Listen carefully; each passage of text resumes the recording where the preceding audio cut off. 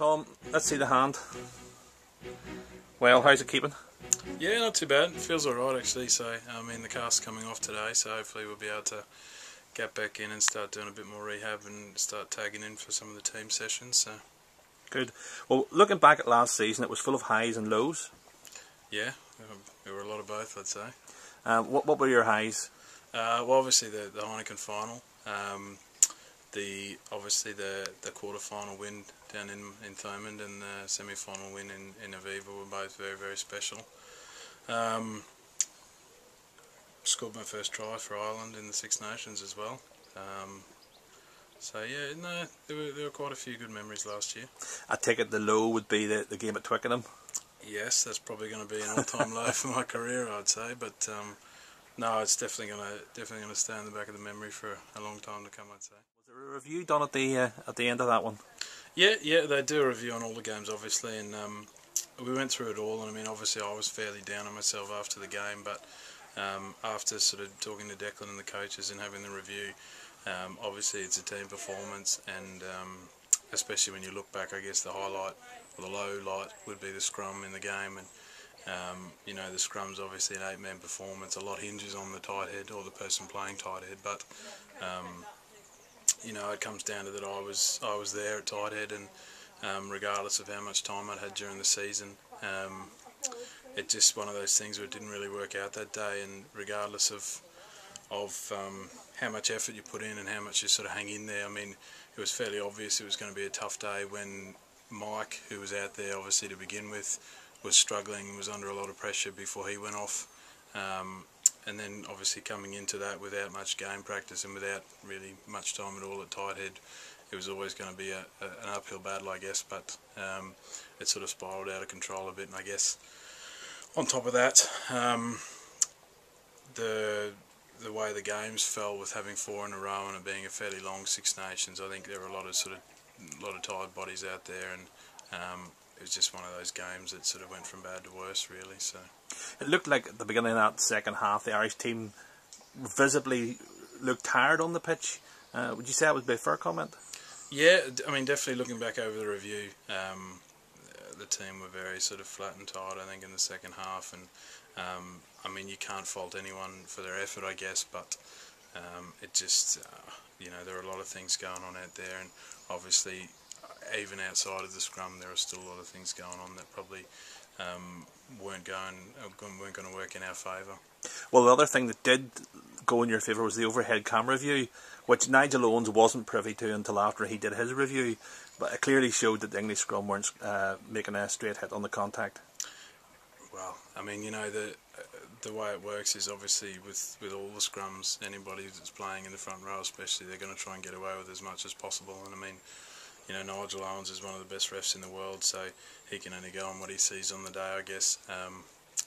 So it, you know, I guess it's always nice in hindsight to look back and maybe a little bit of indication, but you know, the English scrum's probably one of the best scrums in the world, and you know, on the day they took advantage, and you know, obviously made us pay badly.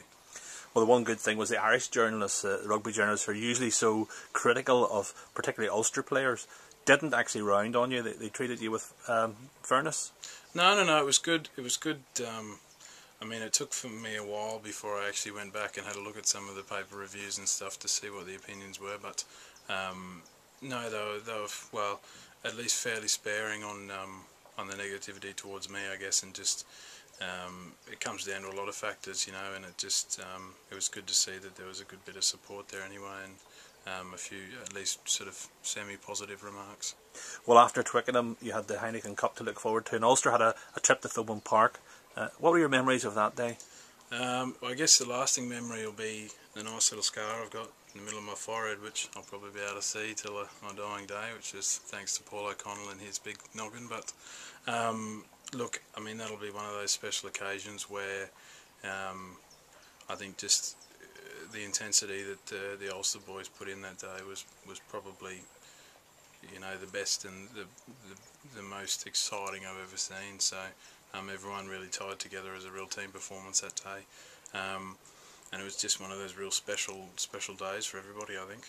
When you got 19-0 up, what was it feeling like out in the pitch?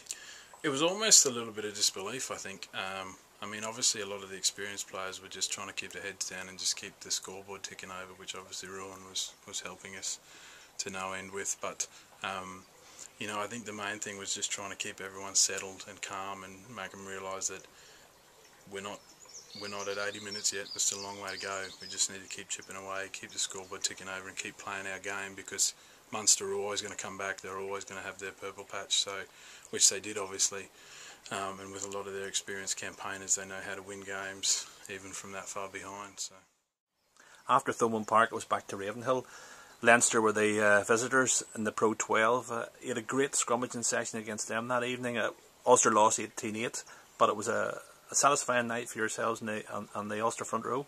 Yeah, look, we had a good night that night in the scrum, and I think we were always fairly confident going into it against Leinster, because obviously we'd seen them play a lot and we'd played with them a lot, so we sort of knew what they were going to try. You know, I think sometimes the way that Leinster play, maybe they overlook certain factors, or whether they just assumed it was going to be a standard day in the office, I don't know, but we were fairly happy with how it turned out. I mean, it would have been nice to get the result, obviously, but I guess you got to take positives when you can, and you know, that sort of spurred the pack on anyway to keep going in the right direction. Then it was Edinburgh at the Aviva for the semi-final. Another impressive day for Ulster. 40-odd thousand fans making the trip down to the Aviva. Was that a special occasion? That the atmosphere there at Aviva that day was amazing. To have that many screaming, yelling Ulster fans there was one of those special days, I guess, probably even more special than the Munster game. Just having so many Ulster fans there, and I guess obviously being such a big important occasion for Ulster being able to get away with the win there. There's probably a lot of more nerves and a lot more you know, anxiety going into that game maybe than the Munster game, but in the end the result's a result. So.